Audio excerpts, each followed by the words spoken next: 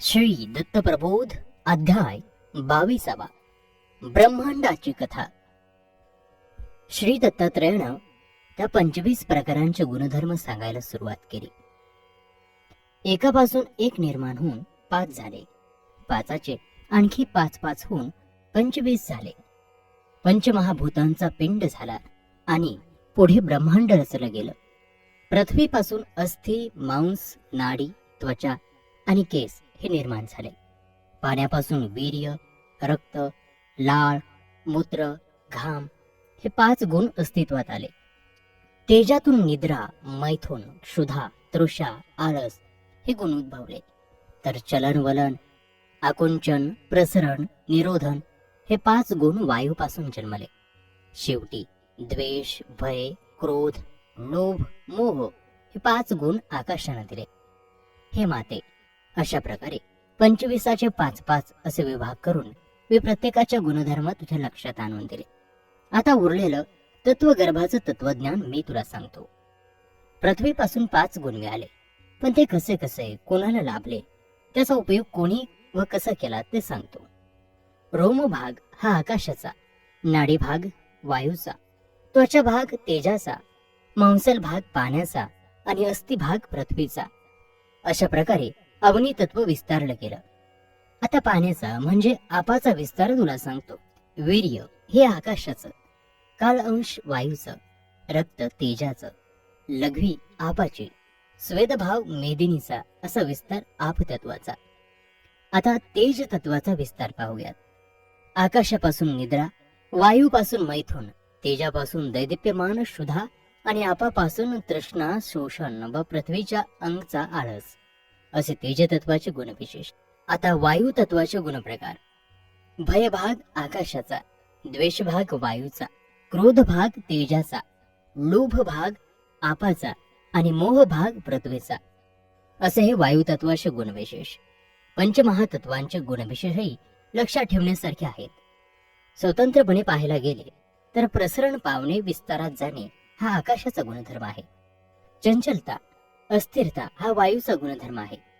सतत मार्गक्रमण करीत राहणं हे तेजाची प्रवृत्ती आहे आणि गतिमानता ही पाण्याची वृत्ती आहे. पृथ्वीचा गुण आहे आकुंचनाचा. अशा रीतीनं आपापले पंचभाग घेऊन ही पंचमहाभूत 25 झाली आणि तरी 5 उरली म्हणजे 30 झाली. ती कशी ते मी आता सांगतो. मागच्या अध्यायामध्ये सांगितलेलं जरा लक्षात आणलं की राजस अहंकारापासून पंच ज्ञानेंद्रिय निर्माण झाले. सुलक्षणी पंचकर्मेंद्रिय तयार झाली.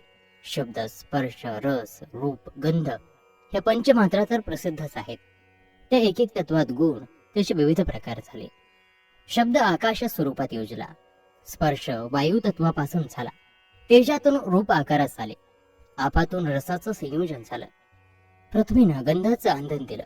अशा तऱ्हेनं पंचमहाभूत 5 व्याली आणि 25 ही संख्या झाली. त्यात 5 आणखी मिळवले म्हणजे 30 झाले. या 30त आणखी 5 मात्रा मिसळल्या म्हणजे 35 झाले. हे 35चे गणित प्रसवणारं तत्व वेगळंच आहे. ते सर्वांहून आगळं निराळं असं प्रेमतत्व आहे आणि ते एका सद्गुरू वाचून कोणालाही कळण्यासारखं नाही. या महान तत्वाच्या पलीकडे बाकीची सारी तत्व पांगळी आहेत. पण हे आगम मागम निगमाचं गुज योगी जनांखेरीज अन्य कोणालाही उमगलेलं नाही. 35 गुण आणि सर्वात्मक तत्व मिळून 36 तत्व झाली. या 36 तत्वांचा झाडा देऊन एक निवाडा रचला गेला आणि हा चोखडा देह निर्माण झाला. याच देहाच्या आत ही सर्व तत्व परस्पर पूरक होऊन नांदतात आणि देहाच्या आत राहून दशपवन आपला व्यापार चालवतात. श्री दत्तात्रेयांचं बोलणं अनस्वया लक्षपूर्वक ऐकत होती. आतापर्यंत चाललेल्या निरूपणाचा सर्व अर्थ तिला समजत होता. पण हे दशपवन कोण, कुठले आणि दशपवन म्हणजे काय हे तिला माहीत नव्हतं आणि म्हणून तिनं दत्तात्रेयाला मोठ्या उत्सुकतेने विचारलं. दत्तात्रेया, आतापर्यंत जे सांगितलंस ते सारं समजलं, परंतु हे दशपवनाचं जे तू सांगितलंस ते काय, त्याचे कार्य सविस्तर स्वरूपात सांग. प्राण, अपान, व्यान, उदान आणि 5वा समान हे मुख्य पंचप्राण आहेत. त्याहूनही जे वेगळे आहे ते मी स्पष्ट करून सांगतोच आहे. नाग, कुर्म, कुकट, देवदत्त आणि धनंजय असे आणखी 5 प्राण आहेत. असे मिळून दशपवन निर्माण झाले. आता त्यांची कार्य सांगतो. प्राण हा हृदयात राहतो अन्नोदकाचे पचन करून शरीराचे पोषण करतो. व्यान हा स्वादिष्ठानी असतो. रस परिपोष करून शरीरातील धातूंची पुष्टी करतो. अपान गुदस्थळी राहतो आणि शरीरातील मलिन द्रव्य मलमूत्र बाहेर टाकतो. उदान कंठात राहतो व मरणसमयी प्रकट होतो. आणि आता पाचवा समान वायू आहे. तो नाकात राहतो आणि सगळ्या नाड्या व्यापून टाकतो. त्याचं समसमान वृत्तीनेच कार्य चालवतो. आणखी जे 5 राहिले त्याचं ठिकाण मी तुला समजावून देतो. हा जो नाग आहे तो टाळूवर राहतो. कुर्म डोळ्यांवर राहतो. कर्कट कानांवर. देवदत्त मुखात शोभतो. धनंजय नाकात राहतो. आता त्यांची कार्य सांगतो. देवदत्तामुळे जांभई येते. शिंक येते ती धनंजयामुळे. सर्व गोष्टींचं अवलोकन डोळ्यांनी कुर्म करतो. कुर्कट सर्व शब्दनाद ऐकतो. तालुक्यावर नाग राहतो. तो गंधाला लुब्ध असतो. आपल्याला उचकी ढेकर अंगमोड कशामुळे होते हेही सांगतो. उदार लिंगापासून उचकी आली, ती स्वादिष्ठाने प्रगटली. व्यानलिंगाची ठाई लचक अंगमोड उपजली, ती सर्व देही प्रगटली. प्राणवायूपासून ढेकर उद्भवला. तहान भुकेच्या तृप्तीचा द्योतक ठरला. नाभिस्थानी समान राहिला आणि तेथून सुखामुळे हास्य आणि दुःखामुळे रदन प्रकटला. आता उपप्राणांचा उद्भव कसा झाला ते आपण पाहूयात. आकाशापासून कुर्कट झाला. वायूपासून नाग प्रकटला. तेजातून कुर्म उद्भवला. आपातून देहतत्वाचा उदय झाला आणि पृथ्वीपासून धनंजय उदयाला आला. असं हे 5चे 5 जण तयार झाले. आता मुख्य प्राणांचंही तुला विवरण करून सांगतो. वायू तत्वापासून अनेक वायू निर्माण झाले. वेगवेगळ्या नावांनी त्यांना संबोधलं. विविध तत्व त्यांच्या आश्रयाला आली. ती विवरून मी तुला सांगितले. आता मुख्य प्राणांचं पाहू. आकाशानं व्यान योजला. समान वायू त्याचा उपभोग केला. तेजानं उदान योजला. जलतत्वात प्राण स्थापन केला. पृथ्वी तत्वात अपान केला. असा हा मुख्य तत्वांचा मेळ जमला. दत्तात्रयाचं संभाषण लक्षपूर्वक ऐकणाऱ्या अनसूयेनं त्याला प्रश्न केला की पंचतत्वांचं निरूपण तू केलंस, पण आहार वर्ण घर मुखस्वाद शस्त्रधारण इत्यादी गोष्टी सांगितल्या नाहीस. ते ऐकण्याची मला अत्यंत जिज्ञासा निर्माण झाली आहे. तेवढं कृपा करून निरूपण करून तू मला सांग. मातेशी ती परमार्थ आवड पाहून दत्तात्रय संतुष्ट झाले आणि त्यांनी अनसूयेच्या प्रश्नांना उत्तर देण्यास प्रारंभ केला. माते, पृथ्वीचा वर्ण पीतवर्ण. ह्या वर्णाचं वास्तव्य स्थान म्हणजे काळीज. मुख म्हणजे जिव्हा. आहार सेवन म्हणजे षड्रस सेवन. त्याचा स्वाद अतिशय मधुर.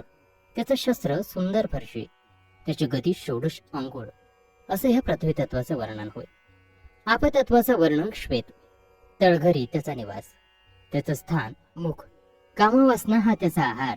पाण्यासारखा त्याचा स्वाद. वाणी अत्यंत तिखट. शस्त्रासारखी धारदार. त्याची गती 4 अंगुळाची आणि त्याचा वावर बाहेर जीवनतत्वात. तेज हे रक्तवर्णी म्हणजे तांबडं.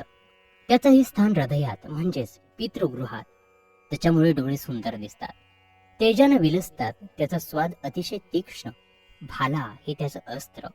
त्याचा प्रवाह 8 अंगुळांचा. पूर्ण हेच तेज तत्वाचं प्रमाण. वायू हा नीलवर्णी सुंदर. फुफ्फुसाचं हे त्याचं घर. मुख आणि नासिकांमधून याचा संचार. सुगंध हाच याचा आहार. त्याचा स्वाद आंबट खडग. त्याचं सुभट.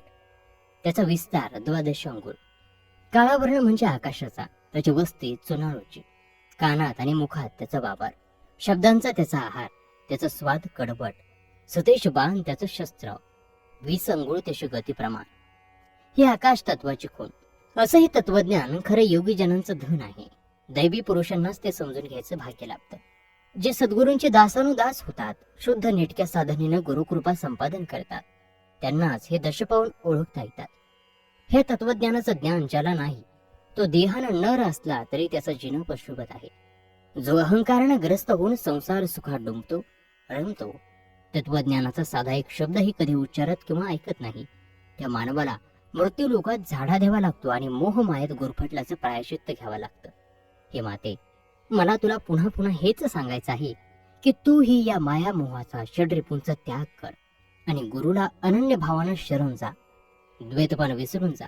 तुझ्या भाग्यानं आज तुला ही तत्वज्ञान ऐकण्याची आणि मोक्ष मार्गाप्रत जाण्याची इच्छा होण्याची संधी लाभली. दत्तात्रयांच्या या संभाषणानं मातेचा ऊर भरून आला. आपल्या पुत्राचं ते तत्वज्ञानाची उकल करणारा अनुभव समृद्ध ज्ञान ऐकलं आणि ते खरोखर धन्य झाले. तिच्या मनात दत्तात्रेयाच्या कृपेने अद्भुत ज्ञानाची नव्हाळी उपजली. पंचमहाभूतांचा उदय, त्यांचा विस्तार, त्यांचा ऐक्य, व्यवहार हे सर्व दत्तात्रेयाने निरूपणात सांगितलं. ते ऐकताना आणखी काही प्रश्न अनसूयेच्या मनात निर्माण झाले. ते तिनं दत्तात्रेयाला विचारलं, ही पंचमहाभूत तत्वरूपानं साकारली, पण कोणत्या गुणापासून कोण झाले ते सविस्तर तू सांग. दत्तात्रेयानं सांगायला सुरुवात केली. मुख्य गुण तमोगुण, तेथूनच पंचमहातत्व निर्माण झाले. त्यांची नावं पृथ्वी, आप, तेज, वायू, आकाश. आता रजोगुणाचा विस्तार, हा शब्द, स्पर्श, रूप, रस, गंध हे पंचविषय निर्माण होऊन झाला. सत्वगुणापासून हात, पाय, बाहू, गुदस्थ आणि उपस्थ अस्तित्वात आले. समष्टीचे कोण कोण तेही आता आहेत. कान, डोळे, वाचा, नाक आणि जीभ हे त्या निखिल तत्वाचे. त्रिमात्र तत्व प्रणवोक्ताचे, त्याच्यापासून अंतःकरण, मन, बुद्धी, चित्त आणि अहंकार निर्माण झाला. अशा प्रकारे पिंड ब्रह्मांडाची कथा मी तुला सांगितली. ती कथा ऐकून अनसूयेच्या मनात आणखी एक प्रश्न उभा राहिला. पिंडामध्ये ब्रह्मांडाची शक्ती केव्हा येते, कशामुळे येते? खरं तसं पाहता ब्रह्मांडाचा विस्तार केवढा, पिंड त्या मानानं अगदीच चिमणा. मग मुंगीच्या पोटात सागर सामावण्याचं सामर्थ्य कसं येतं? मला ह्या गोष्टींचं विलक्षण नवल वाटतं. दत्तात्रेया, मला पडलेलं हे एक कोड आहे. अनसूयेचे हे शब्द ऐकून दत्तात्रेयाला हसू लोटलं. ते म्हणाले, तुझ्या मनात जो संशय आला आहे त्याचं निरसन मी नक्कीच करेन. आणि अशा प्रकारे दत्तप्रबोध ग्रंथातील हा 22वा अध्याय या ठिकाणी समाप्त होत आहे. पुढील अध्यायामध्ये आपण परशुराम आणि सहस्र अर्जुन यांची कथा पाहणार आहोत.